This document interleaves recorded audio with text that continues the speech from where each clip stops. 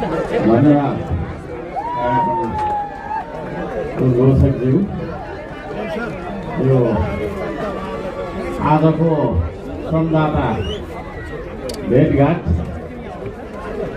Hatemalo party प्रवेश कार्यक्रमका अध्यक्ष, मञ्चमा आसीन श्रम संस्कृति पार्टीका